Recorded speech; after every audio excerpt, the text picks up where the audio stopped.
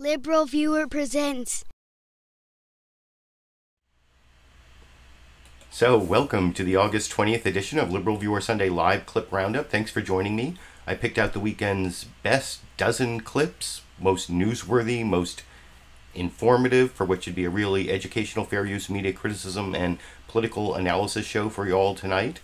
I will have one clip from HBO's Real Time with Bill Maher to start off with the political comedy, and then there will actually be two clips of found political comedy before I get to the main topic, which is Trump's worst week, how his presidency may be at an irreparable point, according to some of the pundits, and that is part of the range of the analysis on all the shows except for Fox News. And before I get to the topic, though, I want to let you all know that there's going to be a special live stream on Tuesday. I talked about this a little bit last Sunday. I'll be doing a special live stream on the topic ACLU free speech protests, demonstrations, and Charlottesville this Tuesday around 5 p.m. Pacific. About 24 hours beforehand, at least, my patrons on Patreon should get a preview of clips and the images that I'll be using on the Tuesday show. One of the reasons I'm doing that is because I think on that topic I probably won't get much monetization from YouTube, so I'll be announcing it 24 hours beforehand, so you can give me super chat contributions either in this show if you like the idea, or as the 24 hours are coming up to the show, or I'm also going to give patrons on my Patreon account. You can become a patron at a link down in the video description.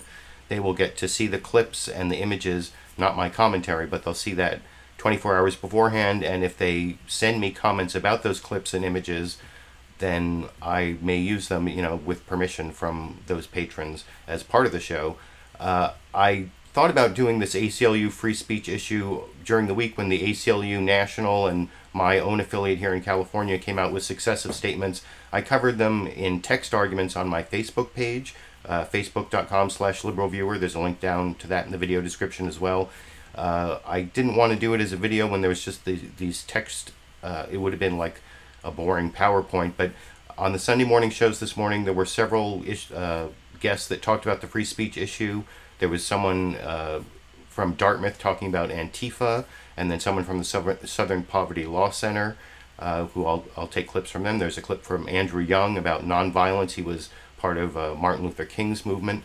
So, and then I will talk about the ACLU statements and the ACLU policy and how they defended the march in Charlottesville in court before it happened, and not as a spokesperson for the ACLU, but just as someone who's been following the news. So that will happen, like I said, on Tuesday, and so I hope you'll join me for that, or be able to join me for that.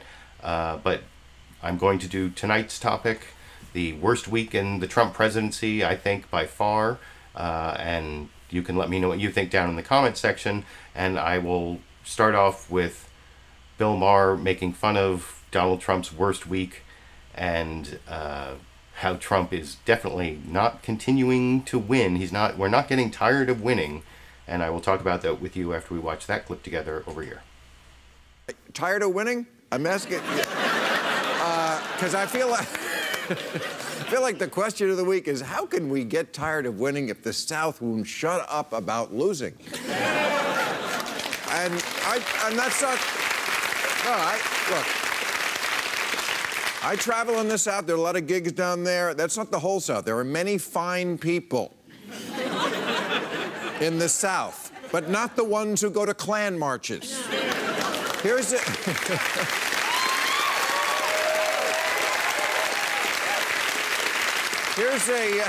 Here's a hint. You're not a fine person if the guy next to you has a swastika flag. That's a hint. If the party you want to go to looks like Comic-Con for sociopaths, you are not a fine person. But look, I would never say that Donald Trump could not go lower, because he's the king of low. But to watch what went on this week in Charlottesville, and then to come out with, hey, Nazis, they're just like us. He kept saying this, violence on both sides. Okay, first of all, there wasn't. Sorry, but liberals don't form militias, they form drum circles. And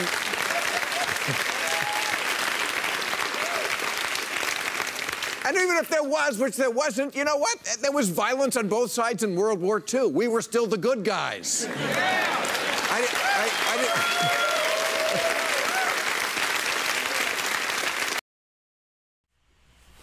And that's a good point that I will be bringing up on my live stream on Tuesday about free speech.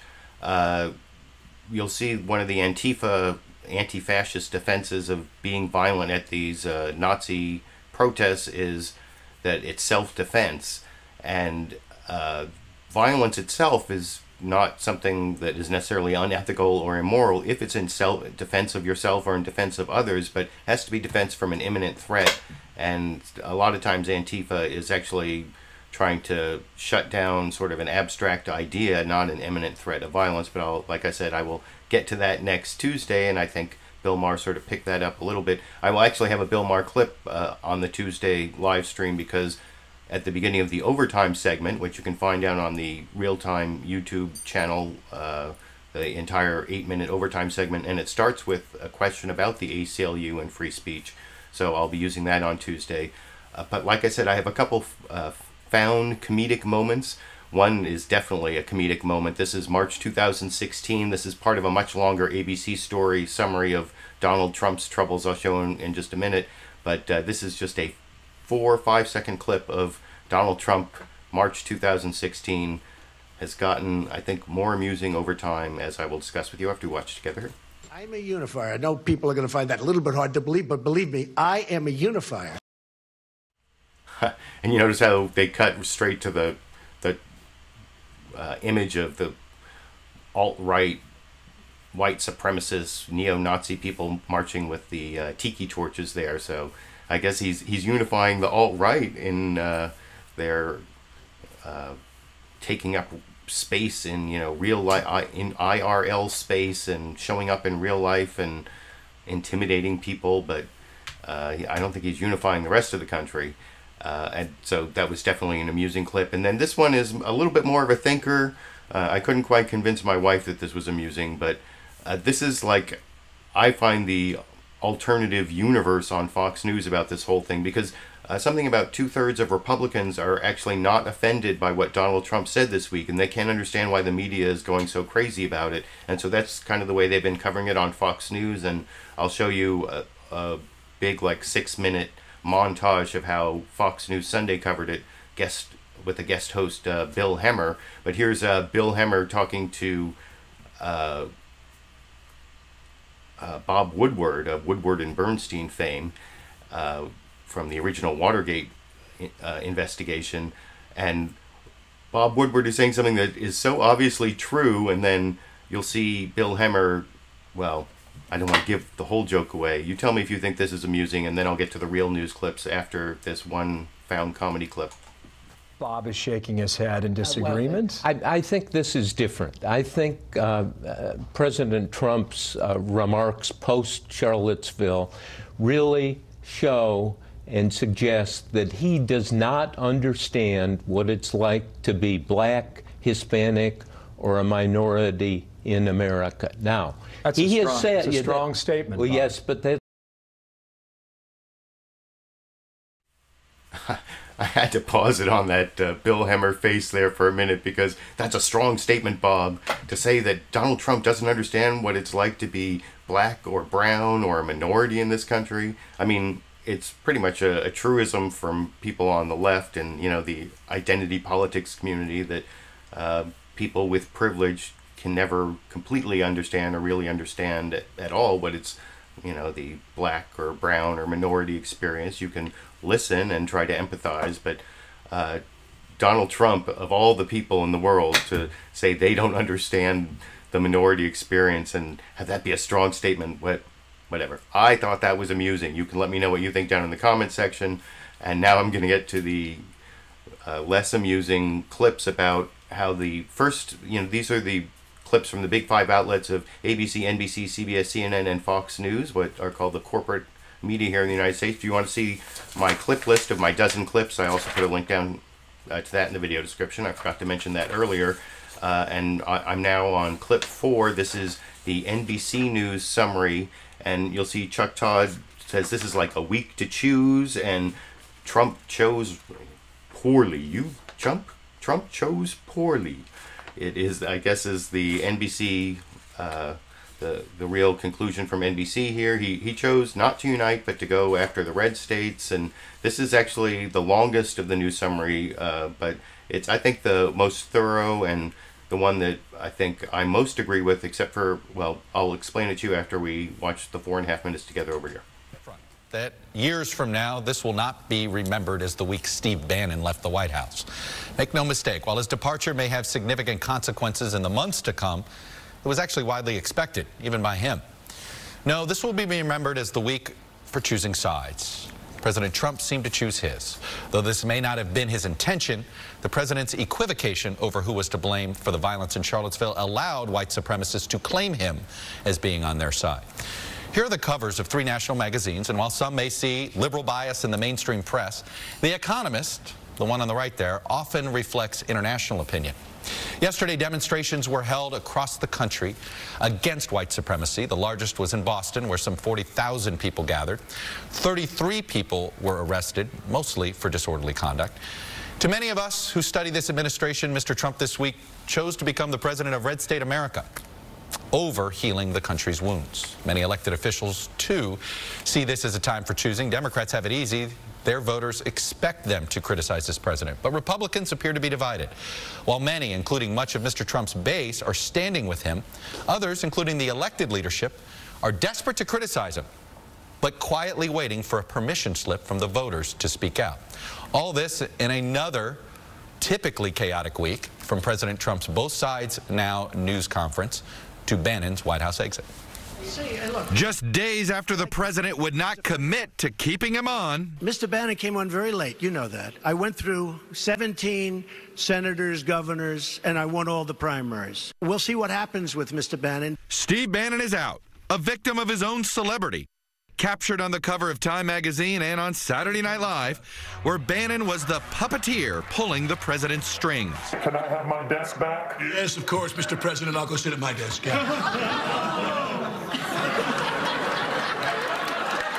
And a casualty of the fights he started inside the White House. Now, Bannon tells the Weekly Standard, the Trump presidency that we fought for and won is over.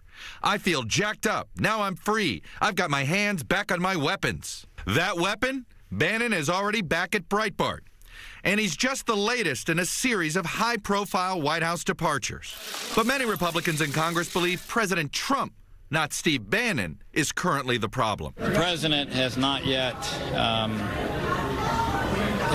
been able to demonstrate the stability nor some of the competence that he needs to demonstrate in order to be successful. He also recently has not demonstrated that he understands the character of this nation. What we want to see from our president is clarity and moral authority, and that moral authority is compromised when Tuesday happens. This after President Trump blamed both sides for last weekend's violence in Charlottesville. I'm not putting anybody on a moral plane. What I'm saying is this. You had a group on one side and you had a group on the other, and they came at each other with clubs, and it was vicious. You had many people in that group other than neo-Nazis and white nationalists, okay? Former Governor Mitt Romney is calling on the president to apologize, state forcefully and unequivocally that racists are 100% to blame. Mr. Trump's response, though, should not be a surprise.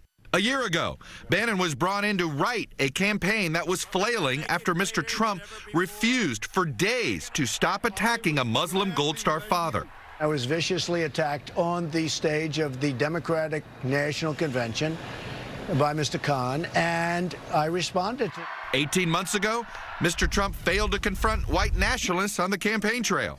I don't know anything about David Duke, okay? I don't know anything about what you're even talking about with white supremacy or white supremacists. And 6 years ago, Mr. Trump launched his national political career with the false claim that the first African-American president was not born in the United States. You are not allowed to be a president if you're not born in this country. He may not have been born in this country.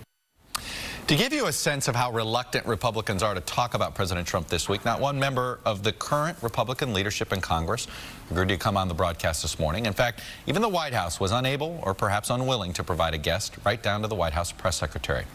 One Republican who is willing. What happens when a president faces a defining moment?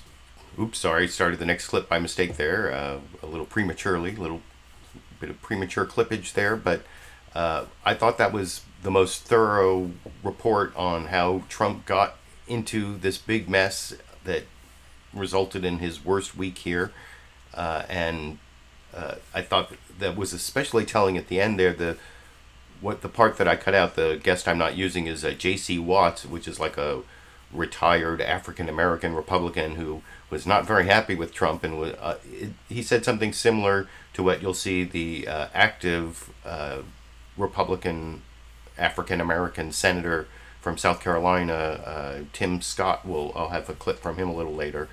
But like I said, I thought that was most thorough. And what's interesting is over on ABC's This Week with George Stephanopoulos, with the guest host, or I think she's like permanent co-host, or I can't remember what her title is, but Martha Raddatz is hosting, and she had the same summary. It's a little bit shorter, but I think it does a little bit a better job of putting the loss of Republicans from the Trump administration, how he's starting to lose the Republicans, in a little bit better context, which you'll see in just a minute. And you'll see that Martha Raddatz couldn't get any Republican, and the person who the White House pointed out to ABC for their Sunday show was the Reverend Jerry Falwell Jr. That'll be a clip I'll show a little later. But first, here's the 3.5-minute ABC News summary of how Trump's presidency may have gotten into the area of irreparable damage, irreparable harm, over in this clip. What happens when a president faces a defining moment for all Americans and chooses to speak only to a portion of his base? Who pays the price? If you voted for Donald Trump, you may have agreed with what you heard Tuesday when the president tore into the media, doubled down on his assertion that both sides in Charlottesville shared the blame. The polls say that message went over reasonably well with Trump's most loyal supporters. But if you're among those who liked what you heard, you should also know those words won't come cheap. By alienating so much of America, including his most important allies in the Republican Party and in the business world, Donald Trump may have irreparably damaged his ability to deliver on his campaign promises. Trump needs Congress to get any of his big campaign promises done. Promises like the wall, tax reform, Obamacare repeal, a big infrastructure plan. But this week, because of what he said, his allies are deserting him. For the country at large, the main concern is that the president failed to clearly reject racism or to rally the nation in a time of crisis.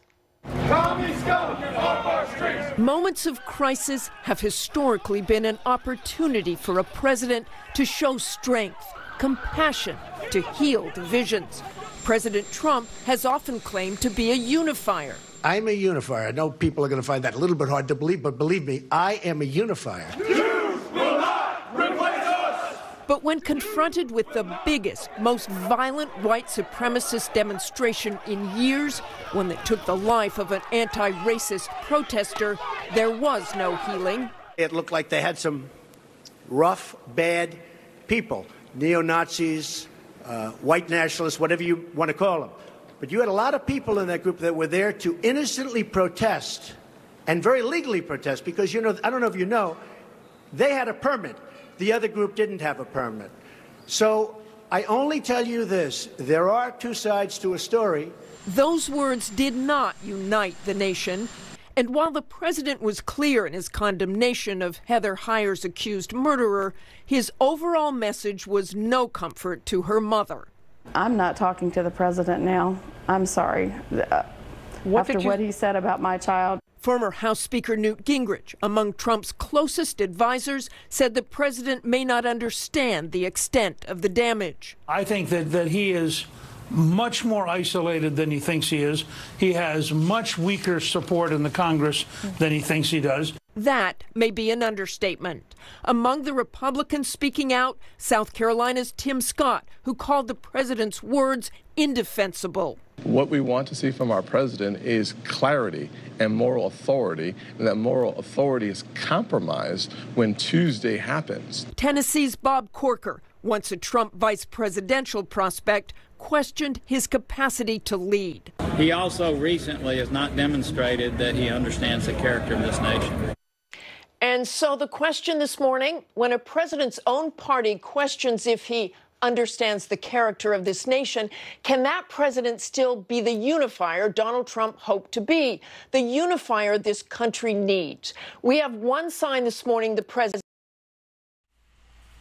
And that's actually where Martha Raddatz explains how they couldn't get anyone to come on the show, just like Chuck Todd had explained, and the person they got was the Reverend Jerry Falwell Jr., who I'll show a clip from him in just a couple more clips. That's clip number 8, but first I need to show clips number 6 and 7.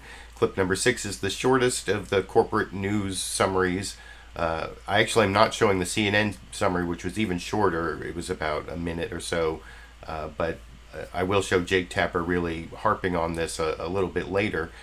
But I wanted to show John Dickerson's brief introduction. This is about a minute and 40 seconds long, and where I thought ABC was strongest on showing how Republicans are starting to leave Trump, even though it was about a minute shorter than the NBC version, which I thought was more thorough in terms of all the facts. This CBS one is shorter, but it's more of like a timeline type of report where it tells you what happened Monday, then what happened Tuesday, then what happened Wednesday, and then by the end of the week, Trump is screwed in a minute and 40 seconds, as I will discuss with you after we watch that clip together here. It's been more than a week since the president sparked outrage by blaming all sides for the violence in Charlottesville. On Monday, President Trump gave in to pressure from his staff to respond more specifically against the hate groups involved. Racism is evil, and those who cause violence in its name are criminals and thugs, including the KKK, neo-Nazis, white supremacists, and other hate groups that are repugnant to everything we hold dear as Americans. The page had been turned, or so the president's advisors had hoped. Tuesday, at a press conference scheduled to be about infrastructure, the president went rogue. His priority, once again, seemed to be equating the two sides in Charlottesville. You had a group on one side that was bad, and you had a group on the other side that was also very violent. And nobody wants to say that, but I'll say it right now. By Thursday, the president had moved on to yet another argument, taking sides against those who support removing or relocating Confederate monuments. By the end of the week, more than just the president's opinions were being questioned. Tennessee Republican Senator Bob Corker said the president's behavior was part of a larger lack of stability in office. The president has not yet been able to demonstrate the stability, nor some of the competence that he needs to demonstrate in order to be successful. Nebraska Republican Ben Sasse predicted more violence in the future and questioned the president's ability to calm and comfort the nation. To talk about the week. So you can see on CBS, John Dickerson even fit in the Ben Sasse, which you didn't see in the much longer ABC and NBC clips, but it was definitely a much briefer set of facts and not as contextualized as ABC. By the way, I noticed I got my first super chat contribution from, I was watching the live comments along the way, from Chris Lapaco, who has his own live stream show. I think it's the Chris Lapaco Experiment here.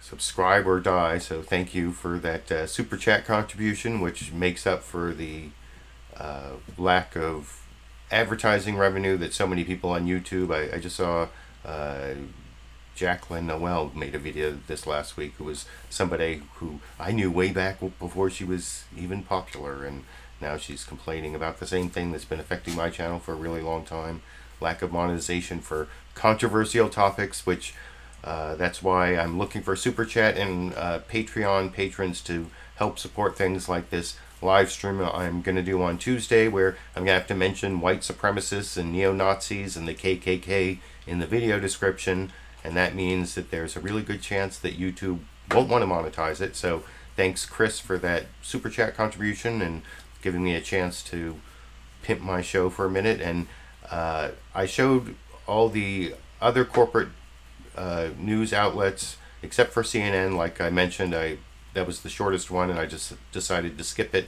But you saw ABC, NBC, and CBS there. They all covered this as a really bad week for Donald Trump. Over on Fox News Sunday, they had Bill Maher in as the guest host, and they almost didn't, I mean, they did eventually mention that Donald Trump was in some trouble, but they covered it in a really alternative facts kind of way. They've really become the PR outlet for the Trump administration in a lot of ways.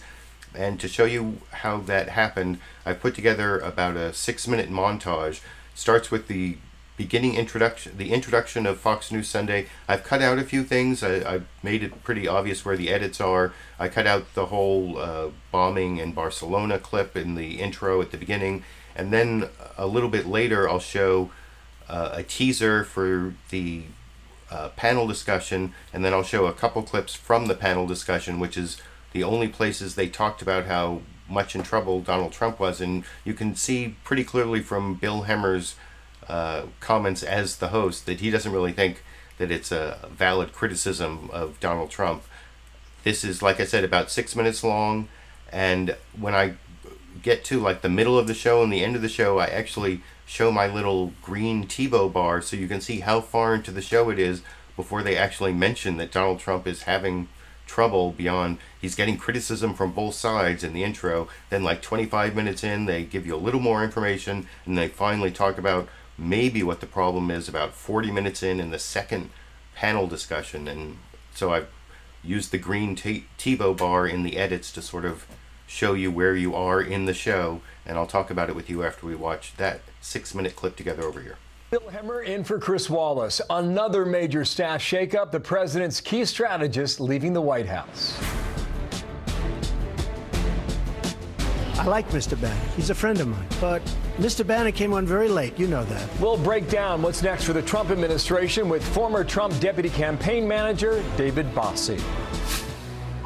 Then, plus, as Steve Bannon joins the list of ousted White House staffers, we'll ask our Sunday panel how the shakeup will affect the president's agenda and those who put him in the White House. All right now on Fox News Sunday. And hello from Fox News in Washington. The president parting ways with his top strategist, Steve Bannon, after a week that saw the president get harsh criticism from both sides after the violence in Charlottesville. So where does the White House go from here? With me now, former Trump deputy campaign manager David Bossie. And David, welcome to Fox News Sunday. Thanks for having me. Your first appearance as a guest. What took you so long? The invitation lost in the mail. Well, listen, it's my first time, too, so thank you for being here today. How big of a loss is this for President Trump? Well, you know what? The president is his own agenda setter. He has been his own strategist for many, many years, and he lets everybody know that. Don't get me wrong, Steve Bannon was an integral part of the White House. Coming up, President Trump takes heat for his response to the attack in Virginia. I think there's blame on both sides, and I have no doubt about it, and you don't have any doubt about it either. We'll ask our Sunday panel how he brings a voice of unity to a country looking for it. Coming up. Racism is evil, and those who cause violence in its name are criminals and thugs, including the KKK. Neo-Nazis, white supremacists, and other hate groups that are repugnant to everything we hold dear as Americans. I think there's blame on both sides, and I have no doubt about it, and you don't have any doubt about it either. So that was President Trump this past week, 2 different days, first on Monday, then on Tuesday, explaining his point of view after the attacks in Charlottesville and the violence we watched unfold there. Back with the panel now. Charlie, Bob, Jillian, Juan, happy Sunday. There are those in this town who are saying this was the worst week yet for this president. Well, I remember the debate over John McCain and the Gold Star families and Access Hollywood. My question would be, is this week any different? Juan. Well, you know, it does seem like this presidency's been around for more than 8 months, wouldn't you say? I'm just getting tired of all the winning. The winning is just driving me nuts.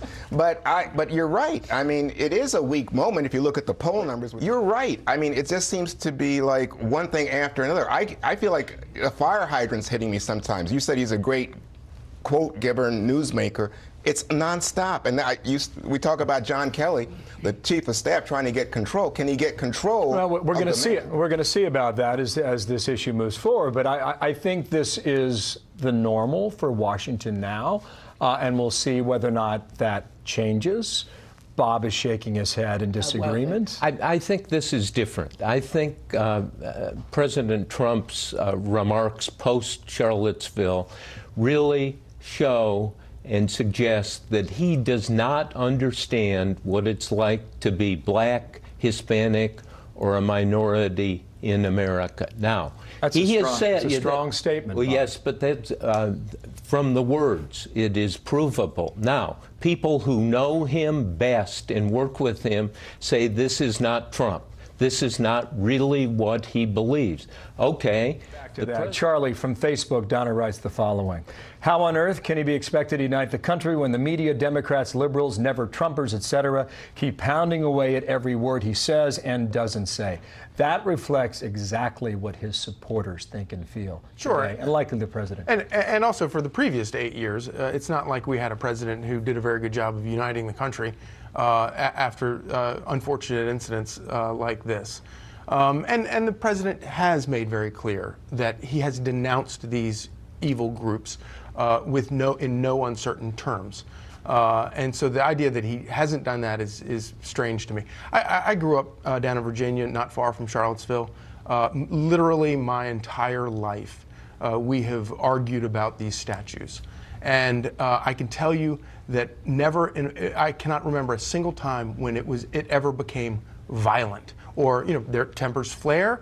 People are very passionate about it, but there aren't racists, and there aren't these people that came from the outside to create this mayhem in Charlottesville. They're the only ones winning right now, and it's very, very bad for our country. And this notion, and we have an entire party that is built on the notion that America is a racist place, and it's not. And it's a very damaging thing to perpetuate. When I covered Detroit Public Schools for 5 years, and when I think of a black kid in Detroit Public Schools being told, given the message from day one, that this is a racist country, you'll never survive because of the color of your skin, you are sentencing that child to a very bleak future. The truth is that we have problems, we have disagreements, but this is the freest, best country on earth with unlimited opportunities. And to tell a kid anything other than that, I think, is about as bad as racism. Very well stated. Very well stated. No, not very well stated, Bill Maher. And the Fox News coverage, just wow. It like I said, it's kind of an alternative universe. One of my favorite parts there was at the beginning of the panel discussion when Bill Maher showed those clips, and he started off the discussion by saying, some people are saying this is the worst week, which is the title of my live clip roundup this Sunday, Trump's worst week.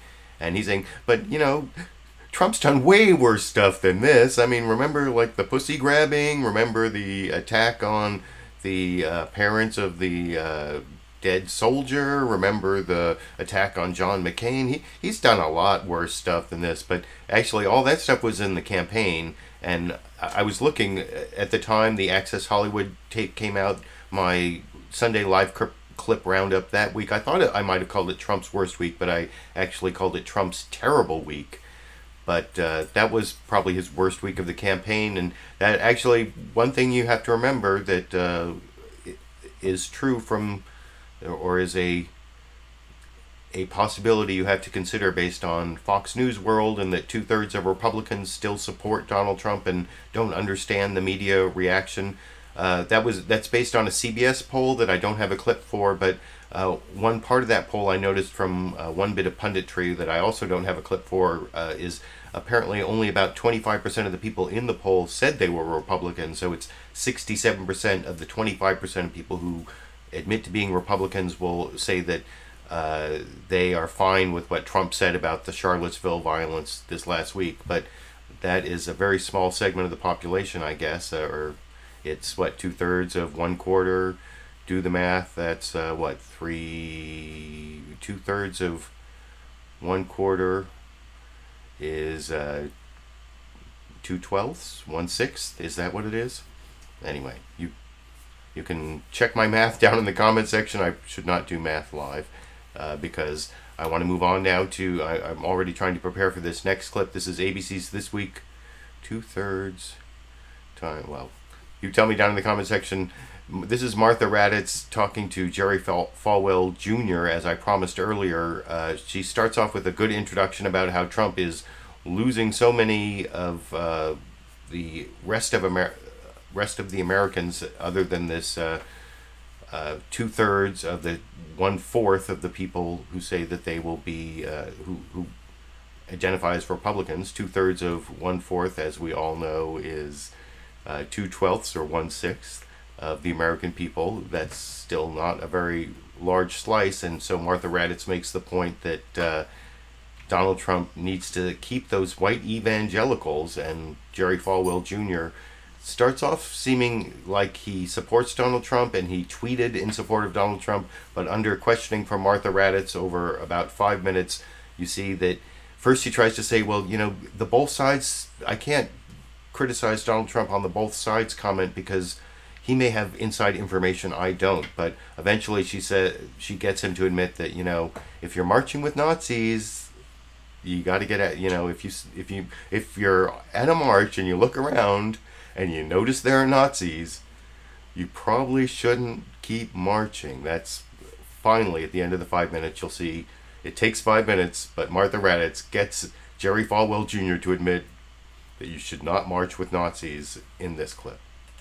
Do go to war with fellow Republicans, they will likely be counting on support from evangelical leaders, long some of the president's closest allies.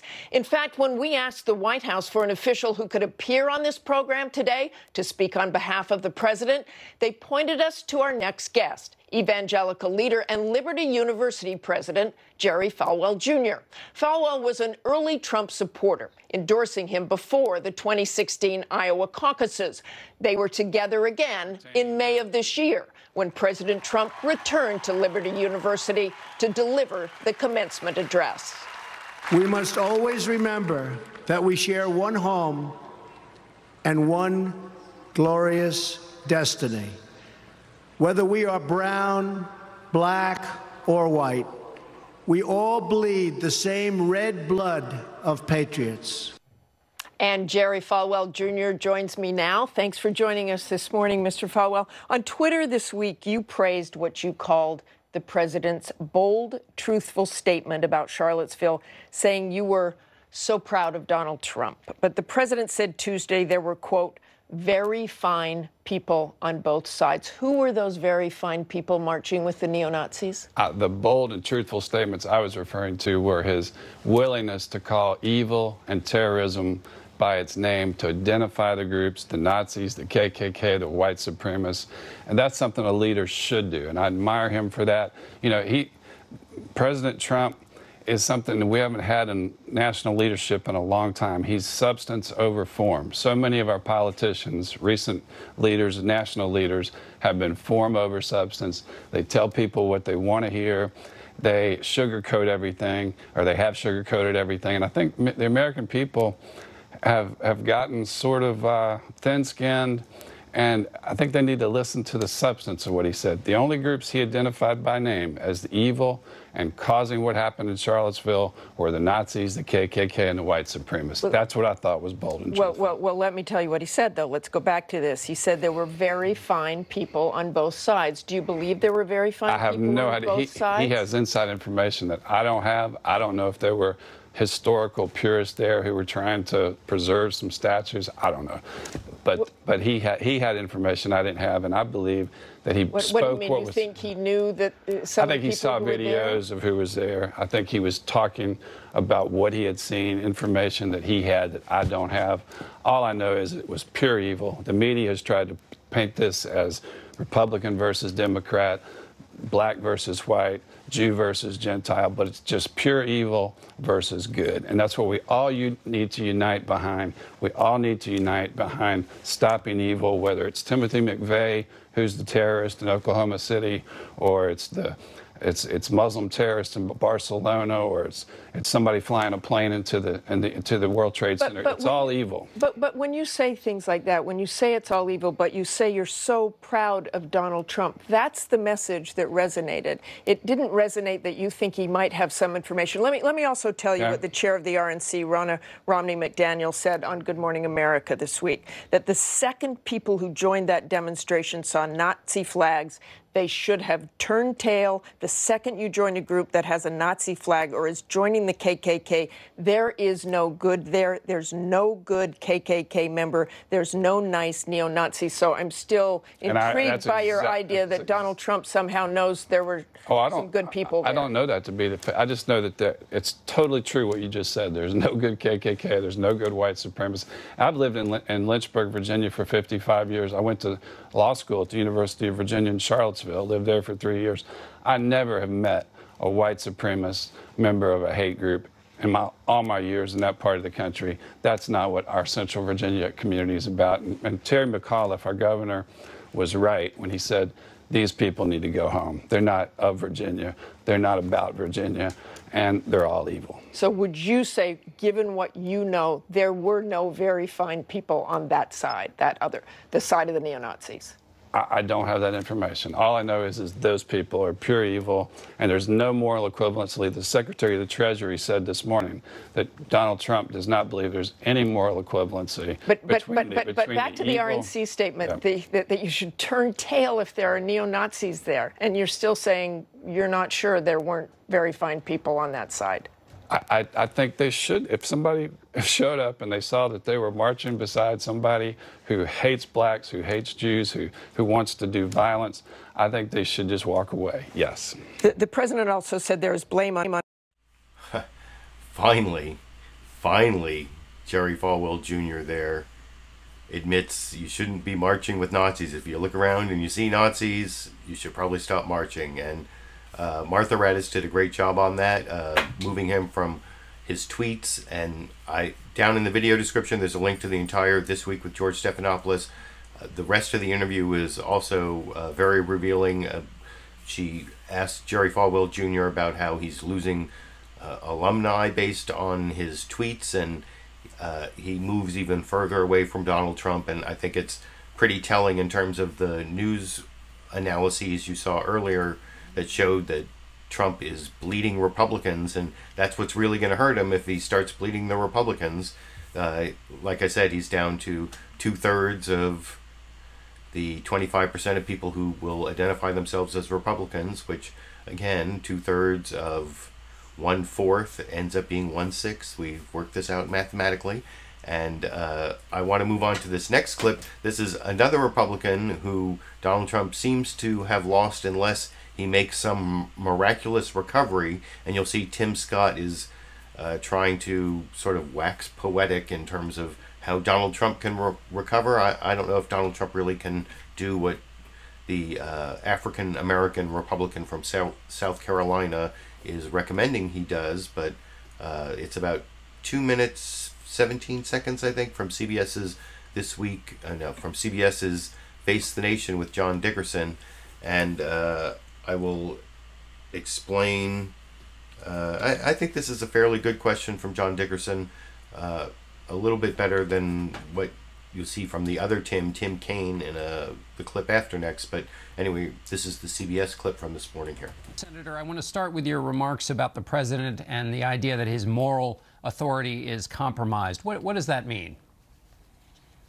Well, it means that as we look to the future, it's going to be very difficult for this president to lead if, in fact, that moral authority remains compromised. He went into office. Sometimes you have positional authority, and that is very helpful. But the reality of it is this nation responds to moral authority. When we believe that our president has the entire nation's best interests at heart, his comments on Tuesday that erased his positive comments on Monday started to compromise that moral authority that we need the president to have for this nation to be the beacon of light to all mankind. What should the president have said?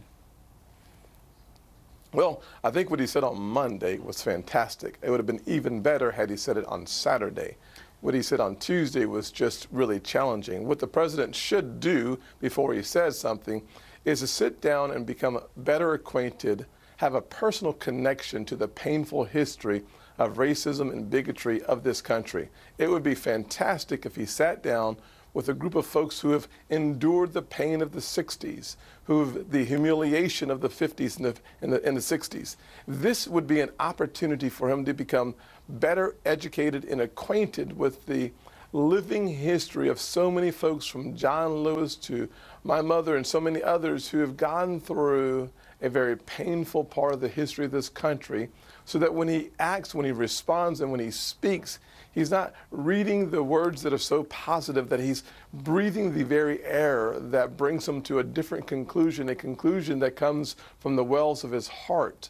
That's what America wants to see. That's what we're seeing in so many of the counter protests. We're seeing America rise in a way that it did not in the 60s, which I think is powerful and symbolic to the rest of the world, that we reject the darkness and we embrace the light. These are good times for those who believe that darkness must be put out and light must shine even brighter. Another thing that the president could... Well, that's sort of an optimistic note at the end, but it's sort of a conditional optimistic note, like this is what could happen if Donald Trump rose to the occasion, but there's really no indication that Donald Trump is going to rise to the occasion. Last Monday, he was like forced to read this text that he obviously didn't want to read to make up for what he had said on Saturday, and by Tuesday it was all blown up, and you can see how he's losing Tim Scott, a very conservative Republican. He seems to be losing even Jerry Falwell Jr., another very conservative Republican. If that continues to happen, Donald Trump's presidency could really be in very big trouble. That's why this is Trump's worst week, despite what you heard on Fox News Sunday there. Before, those were two Republicans, so if he's doing that badly with Republicans, you can assume things are even worse with the Democrats, and I'm going to show you two Democrats coming up. This is, first I'm going to show you Adam Schiff, who has been working on the Russia investigation. I've showed a lot of clips from him, and this is will be on CNN State of the Union, and you'll show also be showing Jake Tapper really getting into the 25th Amendment. I've got my Constitution here to talk to you about the 25th Amendment. But before I get to the two clips of Democrats, I noticed along the way that I've gotten a couple more Super Chat contributions. One from Timski in Canadian dollars with no message, but I've gotten several Timski donations, so I appreciate that. And then Sexy Bob with a comment here.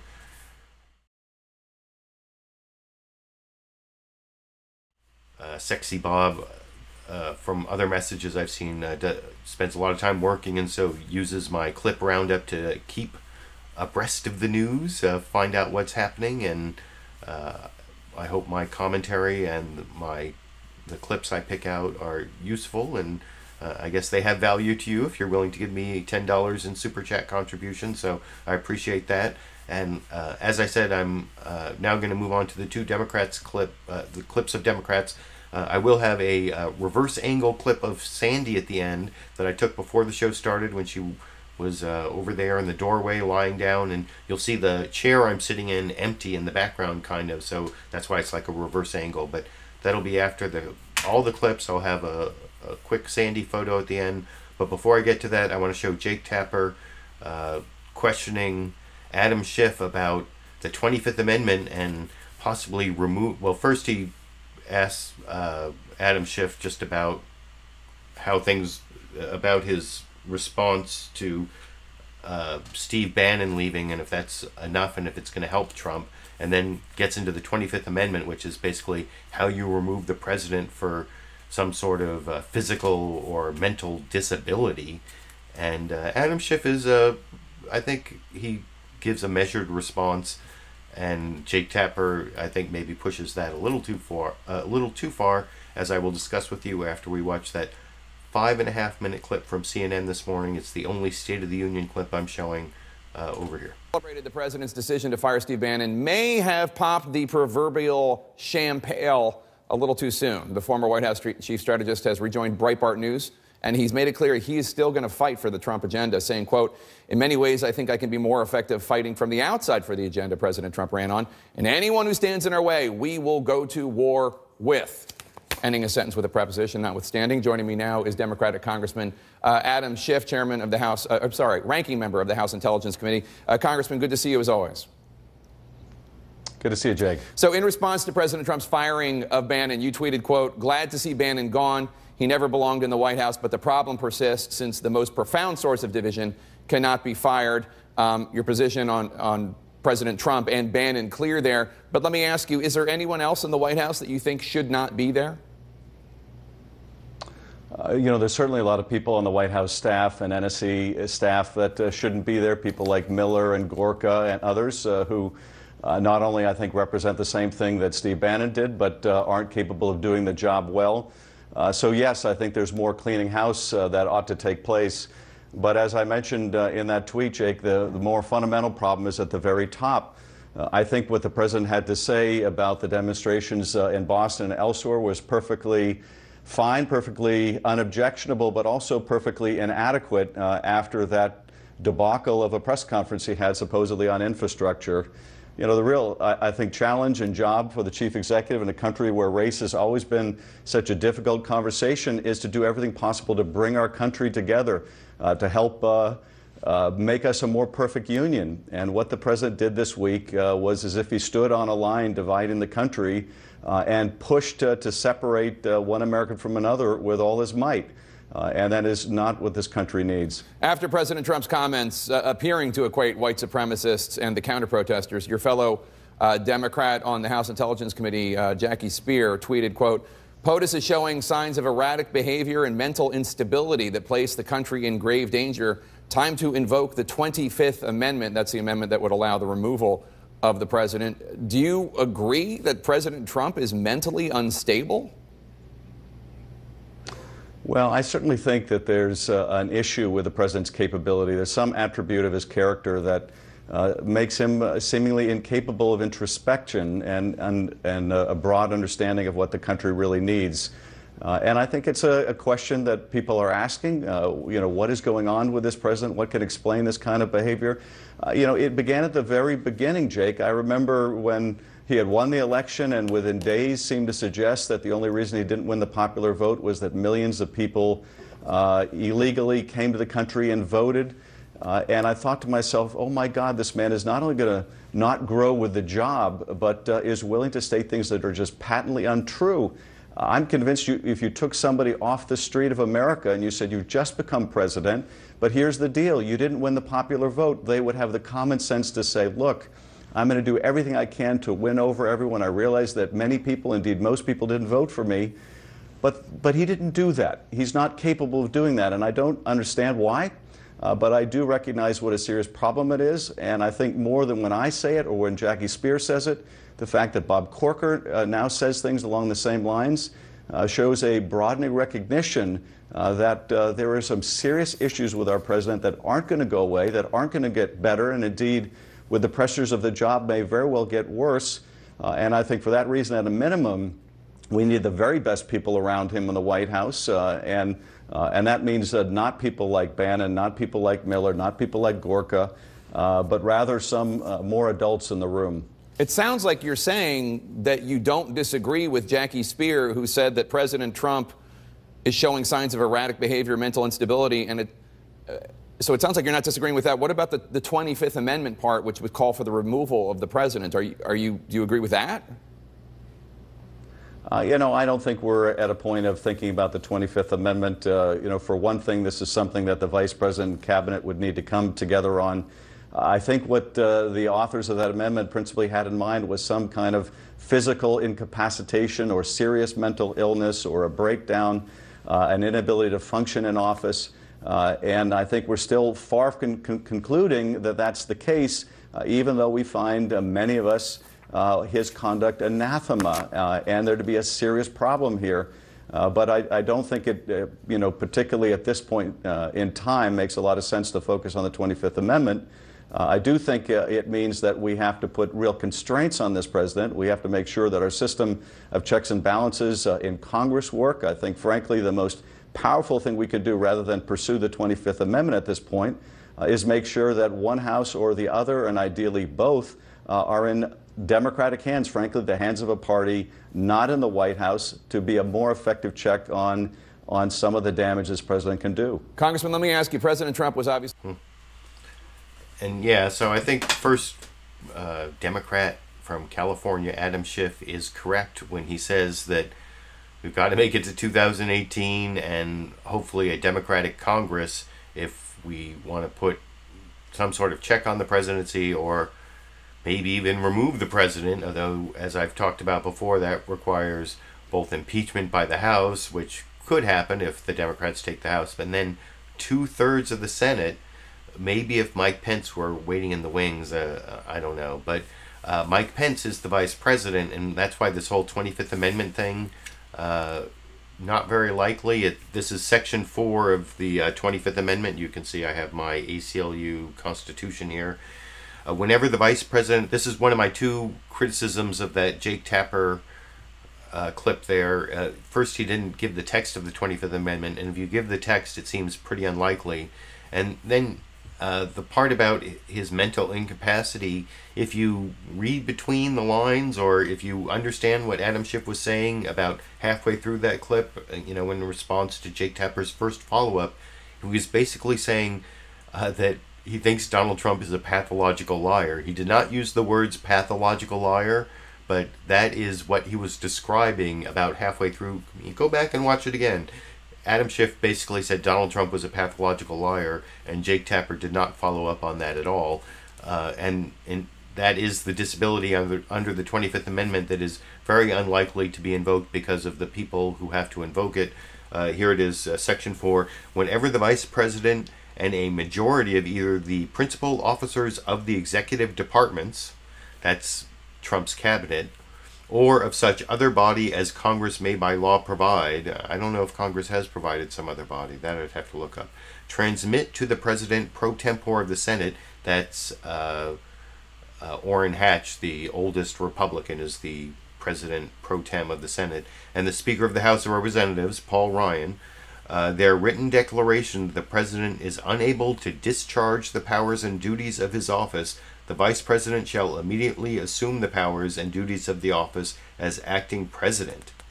And then there's this whole, this goes on and on, I don't want to, but those are the people who have to do it. It's his cabinet, and I don't think Congress has designated another body. I'd have to look that up. You can, anyone amongst the 250 or so of you who are watching the live show, anyone know if there's some law designating some other body? I don't believe so. But anyway, that's why it's very unlikely, and Jake Tapper, I think, was kind of stretching to bring it up, and he also didn't point out the pathological liar thing.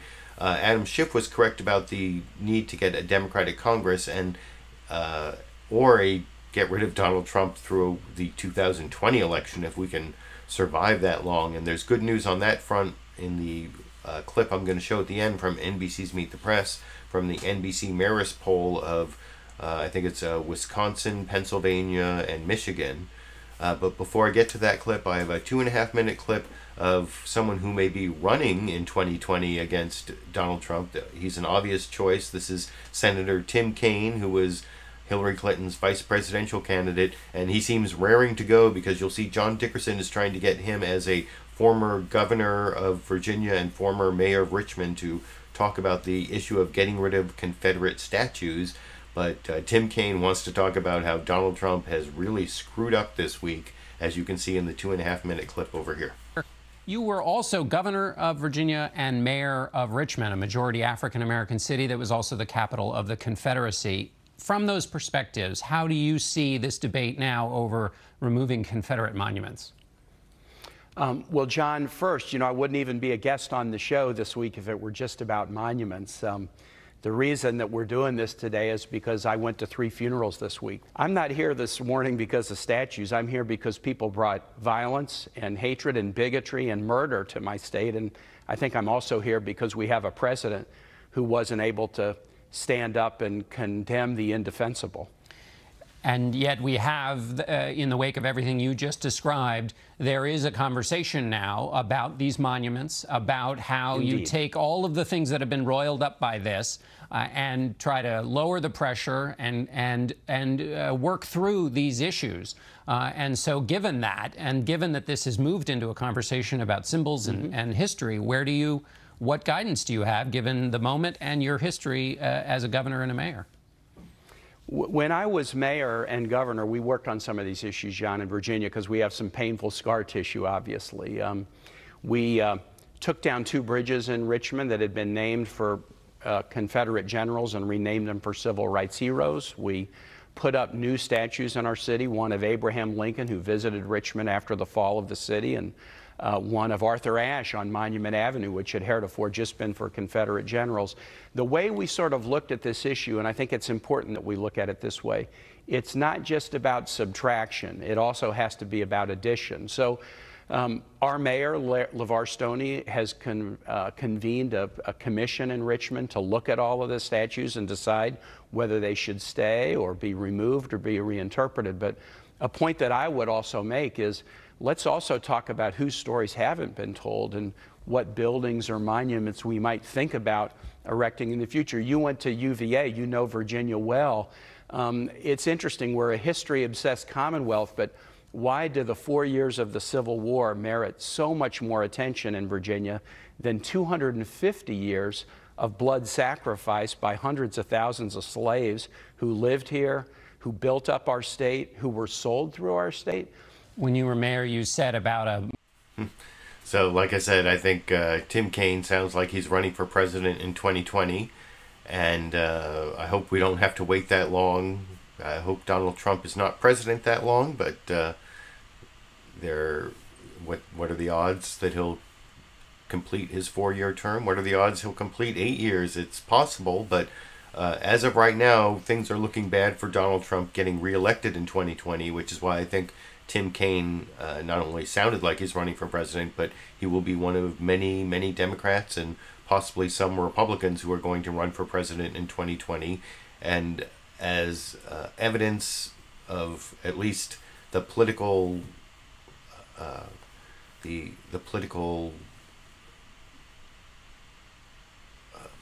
situation at this exact moment, which of course is not going to be what it's going to be in 2020, but the situation, according to an NBC Marist poll, is very bad for Donald Trump. If the election were held today, Hillary Clinton, I guess, would be president. And like I said, this is the final clip that I promised you. It's about 30 seconds long, and then I'll have a picture of Sandy and a final note and a final pitch for my Tuesday live stream before I end.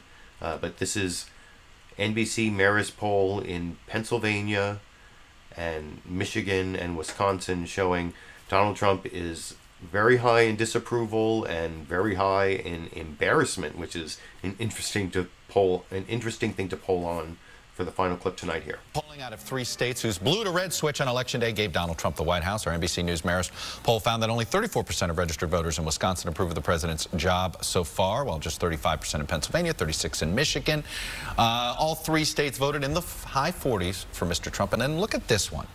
A huge majority in all 3 states, by more than a 2-to-1 margin, say Donald Trump's conduct as president makes them feel embarrassed rather than proud. Look at those numbers, 64, 63, 64. It's a lot of Trump voters in there. Julius, I'm going to give you the...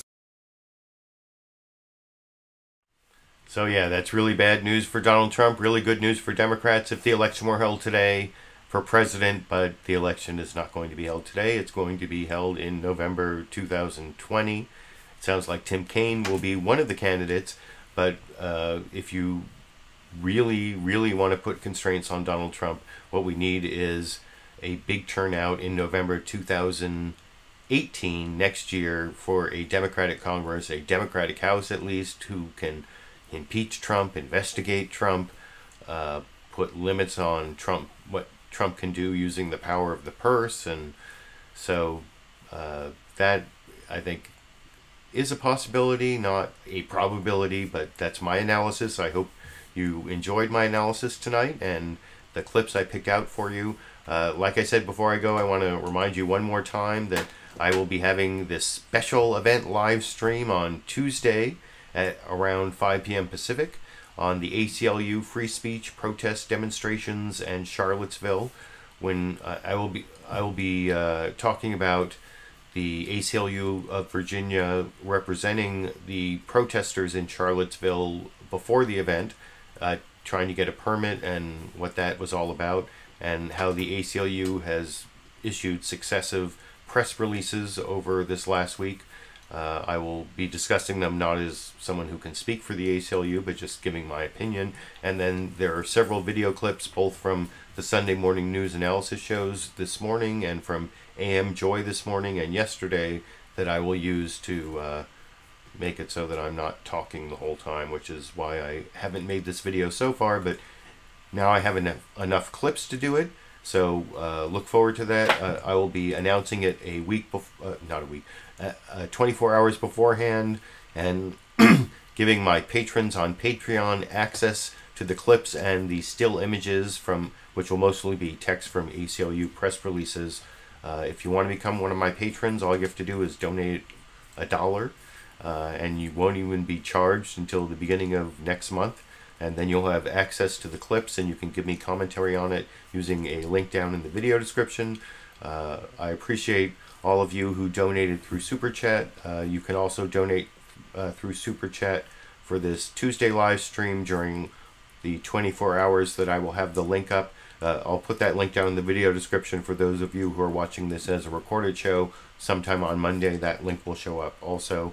So prepare for that. Watch for that. I hope I have a good audience for this video, which probably won't be monetized by YouTube, so you can help me out on that. And then I will be back next week with either an earlier Sunday live clip roundup or a much later one, because I'm going to see this local music group, or going to a local music club for this music group I found out about online called the Talking Dreads, which is a reggae version of the Talking Heads, and Talking Heads is one of my favorite bands. So that's here in Sacramento next week.